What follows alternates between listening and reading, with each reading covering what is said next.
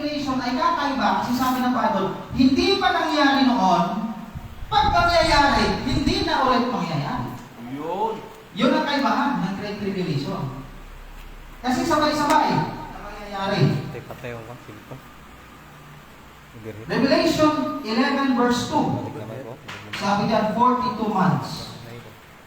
42 months. Ilang taon yun? 42. Kaya Revelation 13:5, 42 months. Revelation 3:11, 1,260 days. Revelation 12:6, 1,260 days. 3.5 ulit. 3.5 plus 3.5 is equals 7 years. Tama, kaya 7 years ang tribulation period. Sabi Pastor, nasa tribulation period na po tayo ngayon. Tingnan mo yung mga signs of the time.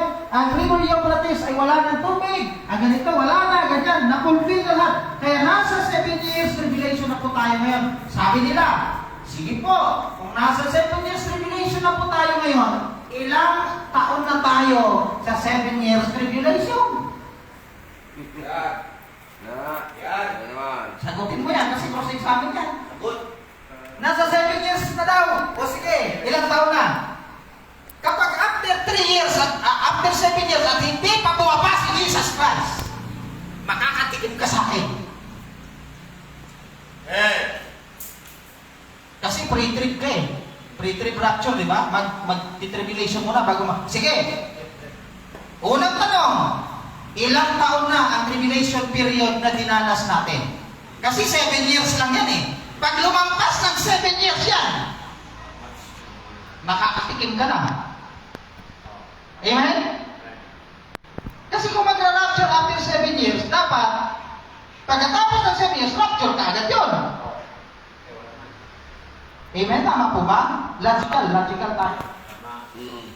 Kasi ang believers po, mararapture muna bago ang 7 years. Bakit? Kasi wala kang, kailan ka mag-uumpisa ng day 1 sa tribulation period kung hindi ka mag-uumpisa sa rapture of the believers? Tama. Mag-umpisa. Hirang buhay. Oo. Wala ka talaga. Pagdating, lahat ng bersikulo, pwede mo gamitin. Sige, gamitin mo. Kasi si Satanas gumagamit din naman ng verse. Pero ang hindi niya kaya, yung sunod-sunod, na walang contradiction. Yung hindi niya kaya, yung sasagutin mo, lahat ng tanong na pwedeng itanong, yun yung hindi niya kaya. Bakit? Kasi kahit memorize niya yung Bible, wala naman siyang Spirit of God eh. Bakit? The Spirit of God teach you all things and bring all things to your remembrance. Inilalagay ng banal na Espiritu yung dapat mong isagot at dapat mong sabihin. At ipinapaalala sa'yo. Na hindi ka mismo, ikaw mismo, yung sasakal sa sarili mo, yung statement mo, yung sisira sa sarili mo. Amen po ba? Ganon ang banal na Espiritu. Next, ang susunod po na interval events ay ang judgment seat of Christ. Pagkatapos ng rapture, okay, nauna lang po natin yung 7 years tribulation dahil mangyayari po yun dito sa baba. Okay?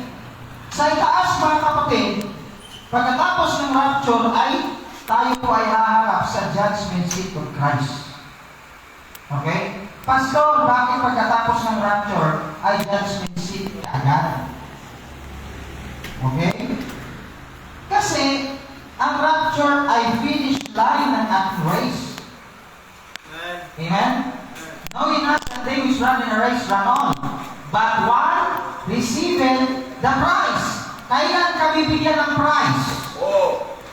Pagkatapos ng race. Tama po ba? Nakuha niyo po ba yung ibig ko sabihin? Kaya pagkatapos ng church age, rapture. Pagkatapos ng rapture, judgment seat. Kasi nandito yung crown. Saan po ito mangyayari? Sa pavilion. Pavilion is the secret place of the Almighty.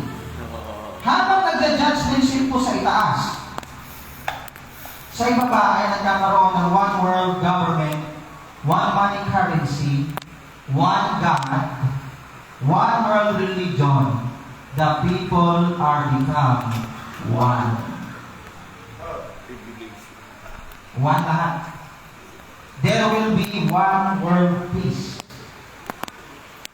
Pagkatapos noong 3.5 years, magkakaroon sa Revelation po yan, yung 42 months, magkakaroon ng chaos. Yung first horse rider na white horse, papalitan ng hindi pa po, yung sikat na sikat. Red horse. Yan. Red horse. Sabi nila mas tamang-tama daw yung red horse kasi sabi nila, di ba, nakita nyo yung sa ano, may angel na tinatalo niya yung ano? Hinebra. Tinatalo niya yung angel, tinatalo niya Satan. Balik taron. Kaya dapat uminom ka kasi matatalo ni Satan si ano eh.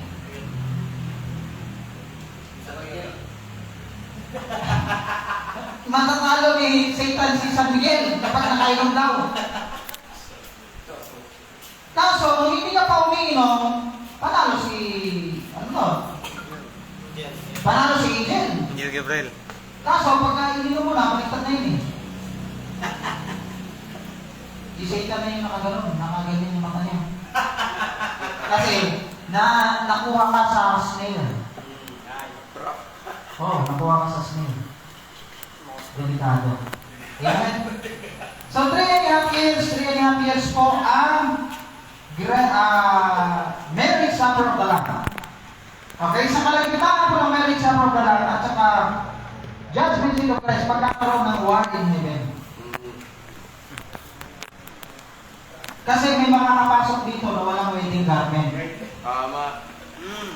Ba, may nakapasok na walang wedding garment. At tinawag na pa yun sa kanya, friend, bakit ka nandito? Bakit wala kang wedding garment? Nakalusot ka dito. Sa marriage supper of the Lamb. Bakit wala sa wedding garment? Hindi nakadaan ng rapture yun eh. Lahat ng na-rapture ay merong white raiment, white as snow, the righteousness of the saints. Isa wala siya no. Pero nasa kasal, kaya bawal po ang pumunta sa kasal pag hindi invited. Hindi siya in-invite, nakapasok. Sino po yung may access? Kasi yung marriage supper of the Lamb, third heaven po ito. Ito po ay pavilion, first heaven lang. In the clouds, in the thick clouds. Ito po ay third heaven. Bakit third heaven? Kasi makikita mo dito yung king, the king's son, and the king's son's bride. We are the bride, we are the church, the chosen bride of Christ. Amen? Nandito.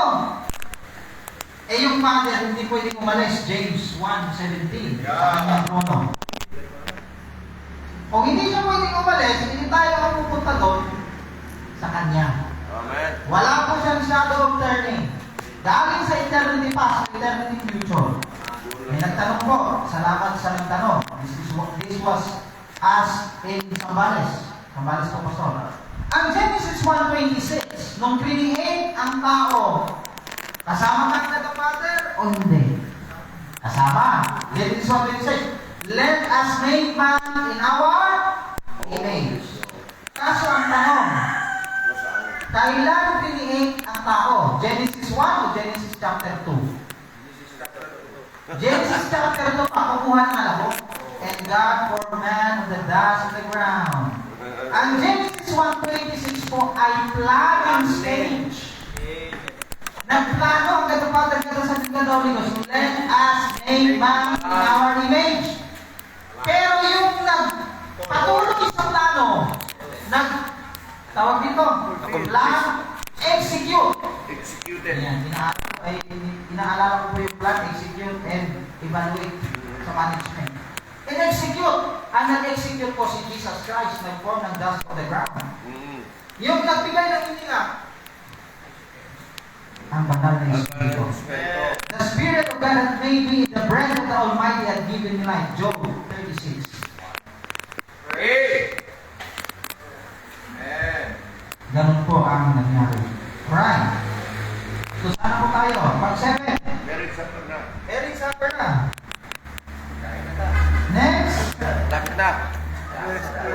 The judgment seat of Christ. Everyone will receive the things done in his body. 2 Corinthians chapter 5 verse 10. 1 Corinthians 3:11 to 15. Those who will not receive the reward shall suffer loss, and they will be cast away into outer darkness. Wow, ano yung outer darkness na yan, Pastor? Parang TV. Yung outer darkness na ito po, Yeah. wala na itong laman dahil si Abraham, si Lazarus, sila David, na sa langit sa rapture or resurrection of Jesus Christ. Matthew 27, 51, 52, 53. Wala na ito. Kaya nung nakasalubong ni Paul, si Jesus Christ, sa road of Damascus, 14 years ago, sabi niya, one that is caught up to the third heaven in the paradise of God. Nandun lang po yung paradise. Amen. Maya-maya po ang 7 location ng paradise. 7 beses ilipat ang paradise or garden of Eden.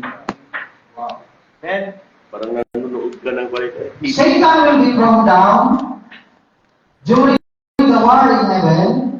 Revelation 12, 1 to 12. Matthew 22, 13. Amen. He was the friend without wedding garment. Yun.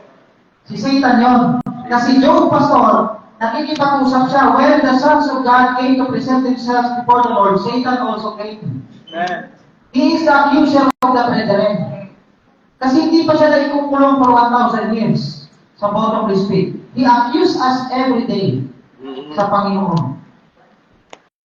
Akyat para po siya sa langit. Mangyayari ang ika-anim. Ito po, very sorry of the Ram. Matthew 22 verse 1 to 12. Then Battle of Armageddon, bababa po si Jesus Christ publicly. Yung unang pagbaba po, from third heaven to the first heaven. The Lord Himself shall descend from heaven to the first heaven to meet the Lord in the air. Privately po yun, siya lang mag-isa. Sa Battle of Armageddon, kasama na tayo. Nakasakay tayo sa white horse, hindi po red horse. Na may mga crowns.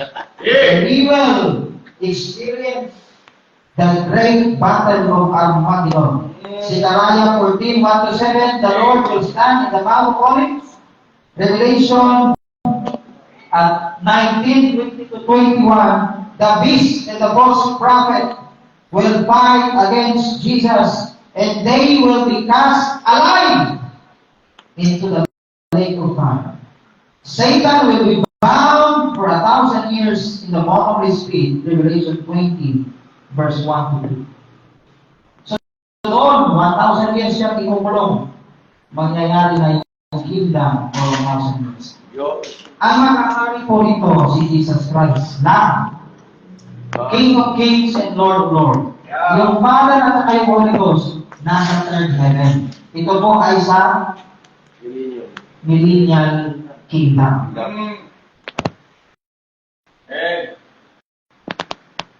Next. Patapos na tayo. Bible. Ayun na. Institute na. Millennial kingdom ba? There are 7 interval events from age of the kingdom to eternity future. Meron na naman 7 na intervals bago po mangyayari yung kingdom. At ito po ang karamihan na hindi alam ng maraming theologian. Yung mga interval events, yung mga detalye ng interval events, yung mismong pinaka mga detalye, nandyan po sa inyong angkan. Gagawin nato, Revelation 20 verse 7 to 9. Pag meron kong gumamit ng Gog and Magog na verse, at sinabing, that is Russia and Ukraine, that is Russia and Israel, that is ganito, ganyan. Wrong interpretation po yun. Bakit wrong interpretation? Kasi ang Gog and Magog mangyayari after 1,000 years millennial kingdom. Nasa verse po mismo. Revelation 20 verse 7 to 9. Kahit na magaling po yung nag-explain, Kapag nakita niyo po sa word na meron siyang violation, Huwag paniwalaan. huwag yung paniniwalaan. Kasi mas matibay po ang verse sa Bible. Yan. Sabi nga, meron pong nagtanong sa akin, sabi niya, Pastor, basahin mo po yung statement of faith ng mga Baptist. Sabi ko, I don't care. I don't care sa mga statement of faith ng kahit kanino. Kasi all I care kung ano yung statement of the Bible. Sabi niya, yung mga theologian, ano yun? Theologian, anong nakalaman sa akin? Hindi ako theologian. Pag sinabing theologian, nag-aaral patungkol sa Theos, patungkol sa Diyos. Kaya theologian. Tao na nag-aaral patungkol sa Diyos. Lahat na nag-aaral na tao patungkol sa Diyos, theologian. Yan! So what? Kung sinabing theologian na yan, sabi ko sa kanya, Sir, ano pa ang paniniwalaan ko? Yung term ng theologian o yung sinabi ng Theos? Amen, amen. Iba yung tape. Yung term ng theologian o yung sinabi mismo ng Theos? Ang sinabi mismo ng Diyos? Kaya hindi na nagkakal. Congratulations. So, Revelation 20 po tayo. Hanggang sa 7 na lang po tayo nito. And then, question na tayo dito. Okay. Sige po, Gog and Magog. Bakit hindi pwedeng gamitin ang Gog and Magog para sa panahon ng Church Age? Dahil ang context po ng Bible, ang Gog and Magog ay mangyayari pa after 1,000 years. Yes pa. Millennial Kingdom. Okay? Nandiyan Russia. Mahalaga po yung after, before, mga ganyan. Napakalaga po yan. Okay? Past tense, present participle, present progressive, singular, plural, comma, period, lahat mahalaga. So, saan po yun? Revelation 20 verse 7 to 10. And when 1,000 years are expired, and then po yan mismo, when the 1,000 years are expired, Satan shall be loosed out of his prison and shall go out to deceive the nations which are the four quarters of the earth, Gog and Magog, to gather them together to war, and the number of whom is the sum of the sea. And they went up on the breadth of the earth and compassed the camp. Kapag may nakita po kayong Gog and Magog, meron po dyan sa detailed na lesson, the 7 truths about the Gog and Magog. Nandun na po yan doon mismo. Kaya pag kinalahan, ito pala yung Gog and Magog. Ito pala yung location, ito yung geographical area. Ito yung mangyayari. Ganito karami. Ito yung mauulanan pala sila ng apoy. Si Satan tatapon sa lake of fire. Nandun po yan sa 7 truths of the Gog and Magog. Ayan. Next, yan po yung Ezekiel 38, 3-9, Gog and Magog. Second resurrection. Yan na.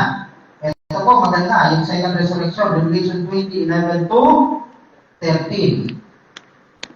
Mayroon po tayong controversial na babasahin dito, mga kapatid.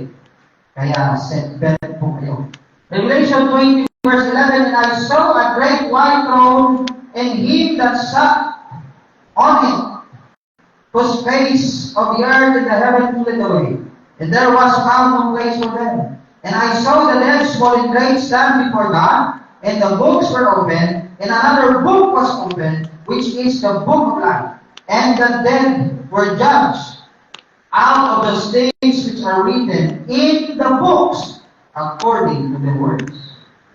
Sa Great White Throne Judgment po, 2 book ang bubuksan. Yung isa, the books. Yung isa, the book of life. Yung book of life, doon po nakasulat yung lahat ng pangalan ng may mga eternal life. Kaya book of life. Okay? 2 to. Yung dead, The dead will be judged according to the books, not to the book of life. According to their works. Tingnan po yung preposition sa inyong Bible. 13. And the sea gave up the dead which were in it. And death and hell delivered up the dead which were in them. Yung word po na in them. Pag inaral natin ng kapatid, dito po after 1,000 years, pinalabas na si Satanas sa Gog and Magog. Pag nalabas niya sa Gog and Magog, itatapon siya sa lake of fire. So wala na pong laman ito. Yung may laman na lang, yung mga hindi naglingkod dito sa outer darkness. At saka dito sa impyerno may apoy. Kasi 1,000 years din sila na magsasuffer dito. If we suffer with Him, we shall also reign with Him. If we deny Him, He also will deny us. Saan kayo hindi-deny? Hindi-deny po yung unfaithful sa Millennial Kingdom. Yung laman ng impyerno sa Great White Throne Judgment, in them. Bakit? Kasi yung may laman dalawa pa, ito may laman, ito may laman, lalabas sa Great White Throne Judgment. Kung lahat po ng nasa Great White Throne Judgment ay puro mga unsaved. Bakit ginamit yung whosoever? Whosoever was not found written in the book of life was cast into the lake of fire. Whosoever. Specific out of general. Kaya whosoever. Yung whosoever believe the mission na perish but have everlasting life. Yung general na population ng mundo. Yung whosoever doon na specific out of the general na sumampalataya sa Panginoon ay magkakaroon ng buhay na walang hanggan. Yung natira sa whosoever, yun ang walang buhay na walang hanggan. Yun na po ninyo. Verse 40. And death and hell were cast into the lake of fire. This is the second death. Yung mismong impyerno, yung mismong bottomless pit, at mismong empty paradise, itatapon yan yung entire hell doon sa lake of fire. Pero yung naman, kinuha mo na. Inilagay sa Great White Throne Judgment, ni-resurrect, pagkatapos yung mga wala sa aklat ng buhay, itatapon sa lake of fire. Sino na lang yung natira? Yung matira doon, yung galing po sa outer darkness, na may mga eternal life, na umiiyak dito, pamahiran ng luha pagdating sa 12. Hindi ko sayang mga mo na papahiran ng luha. Galing ka ng Millennial Kingdom, masaya-saya ng buhay mo doon kasi naghari ka doon. Tapos pagdating sa Great White Throne, iiyak ka. Hindi ka na iiyak. Hindi ka na sisingilin ng Panginoon dito sa mga kaluluwa na iyo na hindi mo naligtas dahil siningil ka na dito sa judgment seat of Christ. Sino yung sisingil ulit dito? Meron kang last na sermon. Kung mayroong sermon of the mount, dito po, galing sa outer darkness, meron silang last sermon. Ano yun? Sermon na ulit sila ng Panginoon. Kasi wala talagang ginawa yung mga unfaithful na yan eh. Naligtas, naglasing pa rin. Naligtas ka, nasa church, hindi naman nagtatize. Kung nagtatize naman eh, nagsasabi-sabi. Tapos sasabihin, Pastor, saan mo ginamit yung tithes? Aloko. Sabi ng Panginoon yung tithes, part yun ng pastor, inheritance yun ng Levites family. Kaya ka nagtatize kasi kapatid mo yung pastor. Kasi tumanggap sa kagisa, dito tumanggap din, brethren kayo, John 1:12. Pagkagaling ka ba kung pinakayag mo yung kapatid mo? Oo. Kung gusto mo makilalan sa tithes, magpastor ka. Amen. Tapos mahihiya ka pag yung pastor mo nagwawali sa kalsada kasi hindi yung binibigyan ng tithes. Naglilinis sa kalsada yung pastor. Sino makakaya? Ang miyembro. Panoorin niyo po yung 7 approach of tithing. Tapos na po yun. Amen po ba? Amen. So doon po sa the great white throne judgment, kasama doon yung mga unfaithful servant. Eh yung mga faithful pastor, nandun sa likod ng Panginoon. That where am I, there you may be also. Hindi na iiyak doon yung mga faithful. Paano ka iiyak? Ako po yung naniniwala, pag ikaw ay faithful sa Panginoon, imposible na hindi nila alam na ikaw ay ligtas. Hindi nila nalilingkod ka, nag-church ka, nagsusulunginin ka, nag-warning ka. Imposible na hindi nila alam yun. Amen. Yung buhay mo pala, you are living in peace. Amen. Hindi mo na kailangan sabihin sa kanya, maniwala kayo sa Panginoon, pag hindi nito mga kay Jesus, nahihintay mo kayo. Yung buhay mo pala, patutuo na. Amen. Amen. So, paano ka nila sisisihin? Amen. Ikaw ang nasisisi sa kanila. Hindi ka tumanggap. Kasi hindi sila tumanggap eh. Ginawa mo yung bahagi mo, ginawa mo yung part mo. Yeah. Meron kang mapapalampas kasi hindi ka perfect. Pero yung buhay mo, sabi nga po sa mo, you are a living epistle. Hindi ba nila nag-church ka? Sikreto ba yun? Amen. Siguro hindi mo sila napagsabihan, meron ka mga tao nila napagsabihan. Pero yung buhay mo, ang totoo lang. Amen. Tama. Right. Yeah. Amen. Good. Imposible yun. Tama. The great white throne judgment. Revelation 20, 14 to 15. Next, number 4, the renovation of the earth. Ito na po. Mabilis tayo. The renovation of the earth. Second Peter chapter 3, verse 10 to 13. Susunugin po lahat. Ang lahat ng mga tao ay dadalhin sa third heaven.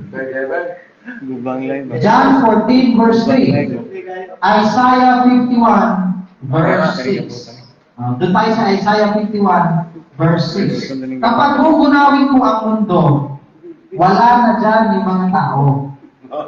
Nandoon na sa abode of God. Amen. Nandoon na po sa third heaven. Isaiah 51 verse 3. Terima po. Isaiah.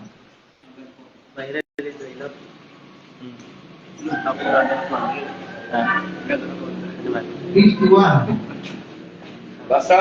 Verse 3. Sunyaga na For the Lord shall comfort Zion. He will comfort all her wasted places.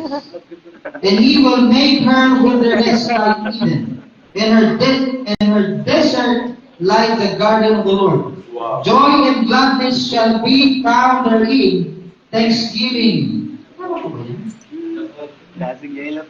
Siga. Verse 6 pa lang. 51:6. Lift up your eyes to heavens and look upon the earth beneath. For the heavens shall vanish away like smoke, and the earth shall wax old like a garment.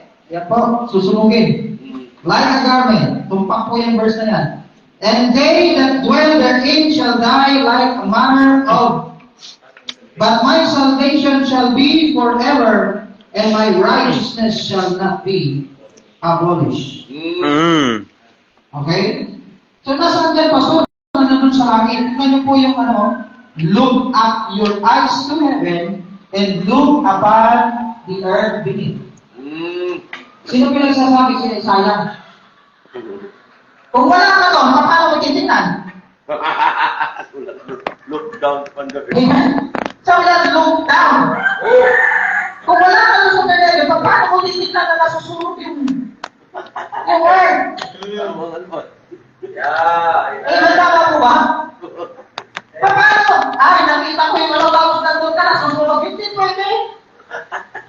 Tingnan mo yung salvation of the Lord will be forever.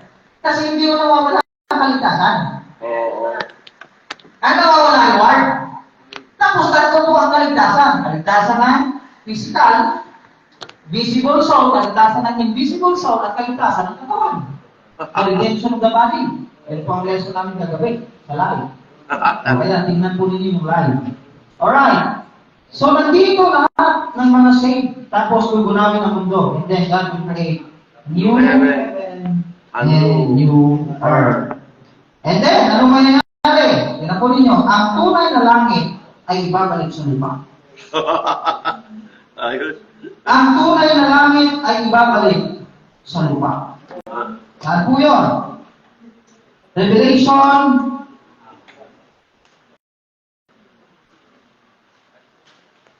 22, verse 1 to 2. Ibababa yung throne of God Ano pa? sa lupa. Kaya ang tunay na langit, ibabalik sa lupa. Yung langit pa, so ano mangyayari? Hindi na yung ikakaw. Alam niyo po ba kung bakit? Kasi nandun po ang lake of fire. Nandun ang lake of Fire. fire. Okay? Uy, ibang doktrina naman yan, pastor, ah. Yun ang maganda, baka may iba at may bago. Yung tanong ko doon, paano po yun nagkaganon? Yan. At bakit ganon? At bakit ganon na ganon? Yun dapat yung tanong, yung, ay, mali yan, tapos lalayan mo. Pag may bago, i-discover mo kung bakit. Amen. Kaya nandiyan ako sa outline nyo, at yung certainty, okay na po yan, nandun po yun sa 7 na. Ano po natin nasabi na yung lake of fire nasa taas? Nasa taas. Tandaan po ninyo, Battle of Armageddon. Nandito po sa ibaba ang hell. Pero yung beast in the false prophet, meron po yung araw, ito, itatapon sa lake of fire. Bakit hindi sila tinapon sa hell? They will be cast alive, Revelation 19, 20 to 21. Itatapon sila sa lake of fire. Ano po yung lake of fire, pastor? Probably the sun. Ayan, diyan kayo makikinig na naman ang talagang tutok na tutok. Bakit? God created the sun to rule The earth. the day. The day. And the moon to rule The night. the night. The greater light to rule the day, the lesser light to rule The night. the night. Sabi ng science, sun is a kind of star. Science yun. Sabi ng Bible, there is Tama. one glory of the sun, another glory of the moon, another glory of the star. Iba po ang glory ng sun, iba ang glory ng moon, at iba ang glory ng star. Ang sun ay hindi klase ng star. Sabi ng Bible. Iba glory niya eh. Iba yung glory niya. Kahit maliwanag, kaya niyan mas lumiwanag pa. Kung sa mainit, kung ang pinakamainit na bituin, mas pinakamainit ang araw. Kasi greater light, greater heat. Tama. Amen? Tingnan po ninyo. First day creation, wala pa po ang araw doon. Pero may araw na. Oo nga. Ano yun? Ano yun, pastor? Wala pang araw, pero may isang araw na. And the evening and the morning were the first day. Hey. Pero hindi pa create yung araw. Tama. Pero may araw na. May unang araw na. And God said, let there be light, and there was light. And God saw the light, and it was good. And the evening and the morning were the first day. Wala pang araw, may isang araw na. Hira. Kabago na naman yan. Pinihit ko ang araw, the sun, moon, and star, pinihit po siya sa ika-4th day. Genesis 1, 11, 14 to 19, sun, moon, and star. Tatlong araw ang lumipas bago pa pinihit ang araw.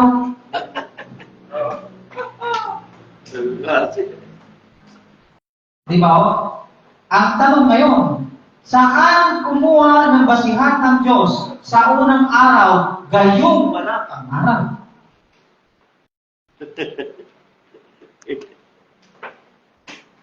Paano karoon ng evening and morning? Eh, hindi pa. Professor.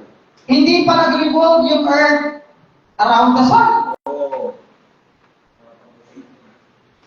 O, di ba? Ano yun? Panggulo. Panggulo mag-isip yun.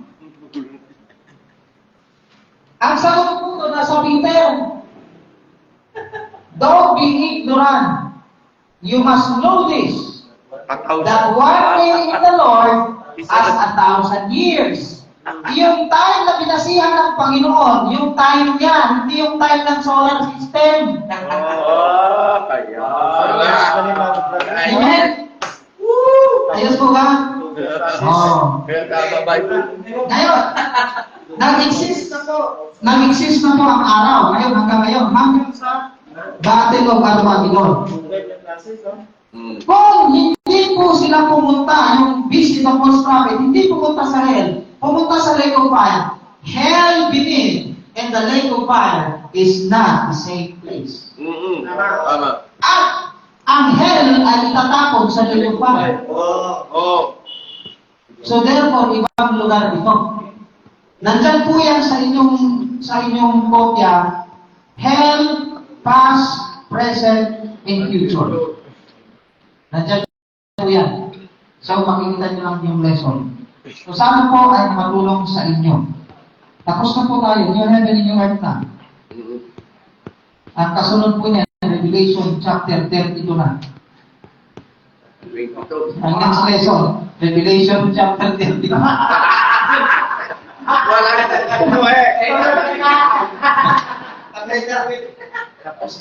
Tapos na yung nagtungan na natin. Dito po sa New Heaven and New Earth, meron pong 3-7. Tatlong 7. So, 3 sevens of eternity at links to eternity future. The 7 new things. New heaven, new earth, new people, new Jerusalem, new temple, new light, new age. The 7 new things in heaven is like a jasper, clear as crystal, with high walls and 12 gates for the 12 tribes of the house of Israel, with 12 foundations, 12 apostles of Jesus Christ. The foundation were jasper, the city were pure gold, 12 gates and with 12 pearls. The gates shall not be shut. Only those who were written in the Lamb's book of life, had access to the city. 3. The 7 truths about the new earth. No more sea, no more tears, no more deaths. Only the fountain of life is free. Wow. Pero ang fruit of the tree of life, may bayad. May bayad. Ang mga kakain lang, ang mga overcomers. Amen. The overcomers shall inherit all things. No more sun is UN. The tree of life was in the inner side. Wow. Revelation 21 and 2. Tingnan po ninyo. Yung tree of life, nasa magkabila ang dulo na ng river. Dalawa. Hindi lang po pala isa ang tree of life. Hindi po isa ang tree of life. Kasi sabi yan, the tree of life which is in the midst of the garden. Pag ginamit mo yung which, may kasama yun. Which is which. Amen? Which is in the midst of the garden. Tapos meron pong tree of life. Tingnan po ninyo, Revelation 22. Sa magkabilang dulo ng river of life. May tree of life. Tama po, pagkaharap. Kaya 7 beses nilipat ang Garden of Eden hanggang sa eternity. Nung tinanggal po yung Garden of Eden, meron yan reflection sa langit. Ano na sa Boracay yung ganyan. Oh, di ba pa? Sige. Basta maganda yan. Dulo ng mga isip niya. The tree of life was on the inner side. The faithful can go in and out of the city. The unfaithful cannot enter. Yan, controversial po ang Revelation 22:15 to 19. Tingnan po ninyo. Revelation 22. 15 to 19. Minsan ginagamit po yan sa mga unsaved now. Yeah. Tingnan po ninyo, basahin natin. Mm. 15. For without are dogs. Nandun sila sa New Heaven and New Earth, pero hindi sila makapasok sa siping. Nasa labas lang sila. At ang tawag sa kanila ay dogs. Kaya sabi na, dogs goes to heaven. Sino po yun? For without are dogs, and sorcerers, and whoremongers, and murderers, and idolaters, and whosoever loveth and maketh a lie. Hindi po ito lake of fire. Kasi New Heaven and New Earth ang context. I, Jesus, had sent my angel to testify unto you that these things in the churches I am the root of the offspring of David, the bright and morning star, the Spirit and the bride God. Talagang hindi yan lake of fire. Nandun yung bride, nandun yung Spirit. Tama? Tama. And let him hear his say, come. O hanggang sa, sino itong mga to? Ito na. Sino yung makapasok? Yung nagbawas ng prophecy. Ay, hindi yan, wala yan, hindi yan, wala sa Bible yan. Ito, wala to. Wala to. Wow! Hindi sila makakapasok sa Holy City. Kasi ginawasan nila yung prophecy of this book. Hey! Yung mga nagsasabi walang outer darkness sa Bible, Agoy! yun ang sa labas. Agoy! Kasi may tatlong outer darkness na banggit eh. Tapos, sa batik. Hey! Hindi kaso. Talaga sabihin, sobrang talino na yan. Yan pa ko yan, sama rin pa lang yan. Paano ko itunuro pa yung Peter? Kung yung sama rin pa lang, sobrang talino na, paano yung Peter? Baka sabihin mong Diyos na. Hindi. Glimpse lang po ito. Glimpse lang po ito. Pinasilip lang tayo. Kaya wala kayong karapatan na sabihin alam natin lahat. Hindi talaga natin alam lahat. Meron pang marami pa. Kaso, ibinigay sa atin yung pinaka-complete. Amen?